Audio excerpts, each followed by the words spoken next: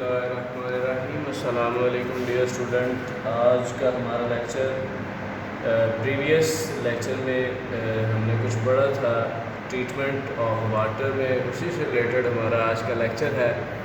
किताब का कोड है CT 203 पब्लिक हेल्थ इंजीनियरिंग। आज की डेट 18/8/2020।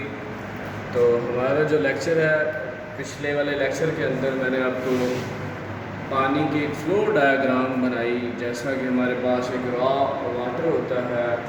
इससे आगे यहाँ इस कल के लेक्चर के अंदर हमने स्क्रीनिंग, सेडिमेंटेशन और कोआगुलेशन तक डिस्कस किया था कि स्क्रीनिंग कब की जाती है, सेडिमेंटेशन कब की जाती है, कोआगुलेशन केमिकल कब यूज़ किया जाता है। तो स्टूडेंट याद रखना, मैंने कल भी आपको बताया था कि जो सतही पानी होता है, झील, तालाब, जोहड़ या नहर, नदी, नाले वगैरह से पानी लिया जाए, उसके लिए हमें स्क्रीनिंग, सेडिमेंटेशन और कोआगुलेशन करने की ज़रूरत पड़ती है। इन प्रोसीजर में से, इन मराहल में से उनको गुजारना पड़ता है।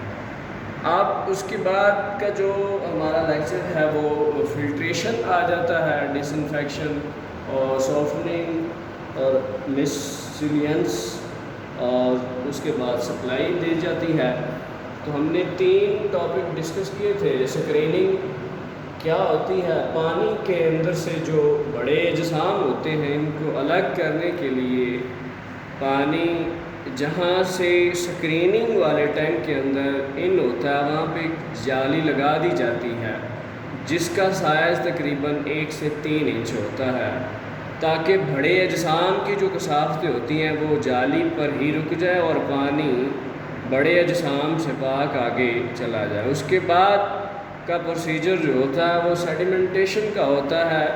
तो सेडिमेंटेशन वाले टैंक के अंदर पानी को साकन होने दिया जाता है। साकन होने के बाद पानी के अंदर 2 तरह के जो मवाद होते हैं वो नामियाती और गैर नामियाती होते हैं। कुछ अपने वज़न की वजह से नीचे बैठ जाते हैं और कुछ ऐसे होते हैं जो नज़र नहीं आते।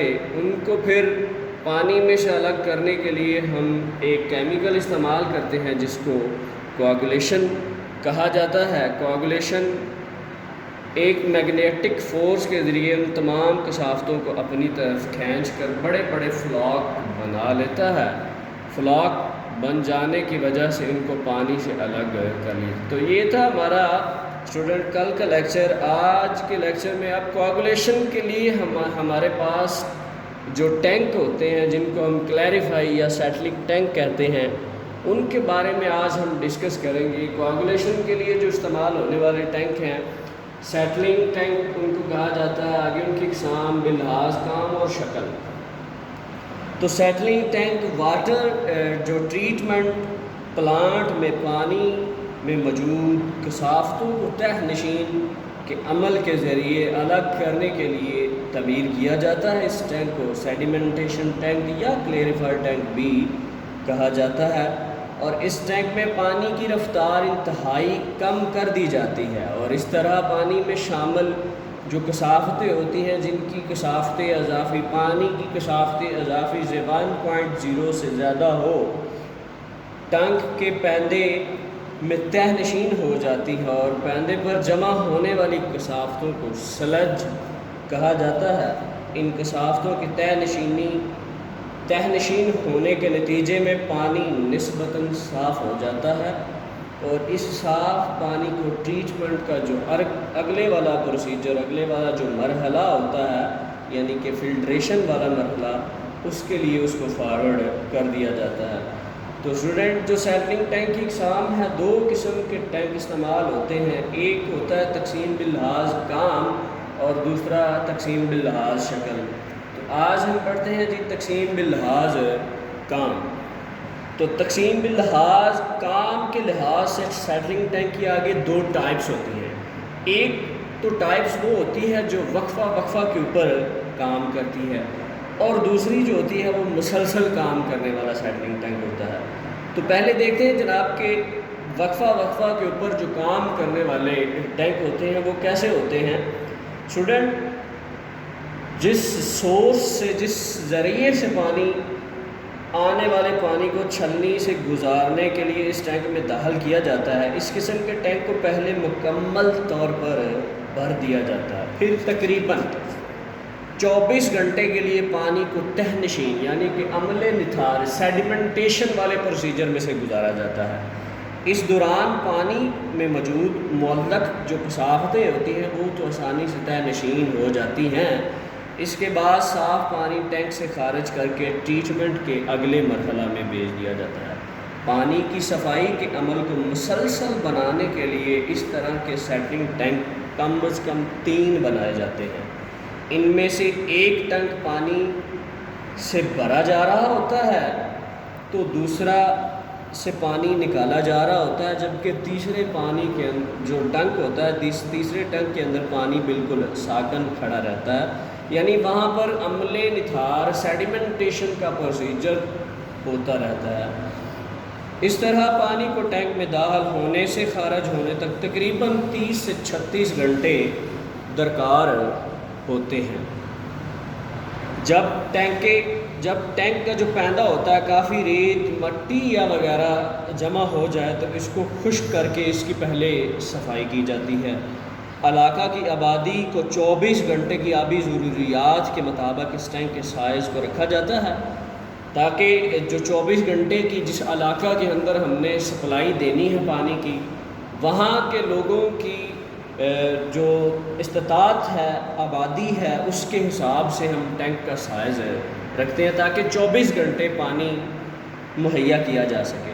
ٹینک کے پیندے پر ریت، مٹی اور سلٹ کے جمع ہونے کے لیے اضافی گنجائش رکھی جاتی ہے، اور ٹینک یعنی کہ جو اس کا انلیٹ پوائنٹ اور جو آؤٹ لیٹ پوائنٹ ہوتا ہے ان کے درمیان نیچے ایک دیوار کر دی جاتی ہے تاکہ جتنا بھی سلج ہوتا ہے وہ آؤٹ لیٹ پوائنٹ سے یا ان لیٹ پوائنٹ سے، یعنی آؤٹ لیٹ پوائنٹ وہ جہاں سے ہم نے سپلائی کرنی ہے، آؤٹ لیٹ پوائنٹ تقریباً جو ٹینکی کا پیندہ ہوتا ہے وہ اس سے تقریباً 6 سے 7 یا 8 انچ اوپر رکھا جاتا ہے تاکہ جتنا بھی سلج ایریا ہوتا ہے وہ آؤٹ لیٹ پوائنٹ سے پانی میں سے ہوتا ہے وہ آگے سپلائی کے لیے نہ مہیا کیا جا سکے۔ اس لیے جو آؤٹ لیٹ پوائنٹ کے لیے ہم اس کا سلج ایریا ہوتا ہے وہ تھوڑا سا ڈاؤن رکھتے ہیں۔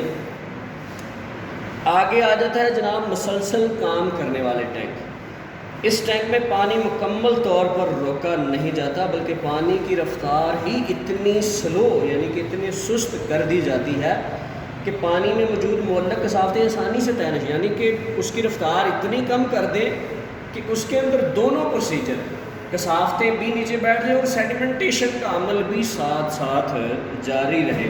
اور پانی کی رفتار کو کم کرنے کے لیے ٹینک میں رکاوٹیں بنائی جاتی ہیں جن کو دیوار یعنی بیفلز وال کہا جاتا ہے۔ اس طرح پانی ٹینک کے ایک کونے سے داخل ہو کر ان دیواروں سے ٹکرا کر پورے ٹینک میں گھومتا ہوا ٹینک کے دوسرے کنارے سے خارج ہوتا جاتا ہے۔ اس دوران پانی میں موجود بھاری کثافتیں طے نشین ہو جاتی ہیں۔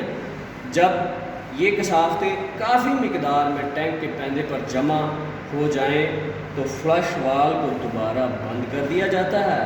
آج کل اس قسم کے ٹینک اکثر استعمال ہو رہے ہیں۔ اس ٹینک کے استعمال سے ہیڈ لاس بہت کم ہوتا ہے، یعنی کہ ہیڈ لاس رکاوٹ ہوتی ہے۔ جب پانی بہہ رہا ہوتا ہے تو اس کے راستے میں کوئی رکاوٹ آ جائے تو وہاں پہ ہیڈ لاس ہو جاتی ہے۔ صفائی کے لیے ٹینک بھرنے اور خالی کرنے کا وقت ضائع نہیں ہوتا۔ اس قسم کے ٹینک کو سلسلہ وار بنایا جاتا ہے۔ اس ٹینک کے استعمال سے صرف ایک نقص کا سامنا کرنا پڑتا ہے، جب کبھی مرمت کی غرض سے ٹینک کو خالی کرنا پڑتا ہے، ٹینک میں موجود پانی کو ضائع کرنا پڑتا ہے، لیکن اس کی صفائی اور مرمت کافی عرصہ کے بعد کرنی پڑتی ہے۔ تو یہ تھا ڈیئر اسٹوڈنٹ ہمارا آج کا لیکچر، جس میں ہم نے تقسیم بالحاظ کام کے ریلیٹڈ سیٹلنگ ٹینک کے متعلق پڑھا، جس کی آگے 2 ٹائپس ہم نے ڈسکس کی۔ اب کل کے لیکچر کے اندر ہم تقسیم بالحاظ اشکال، اس میں آگے اس کی مختلف ٹائپس ہیں، کچھ گول ہیں، مستطیل ہیں، بیضوی ہیں، جیسے بھی ٹینک ہیں ان کے بارے میں ہم ڈسکس کریں گے۔ آج کے لیے اتنا ہی، اللہ حافظ۔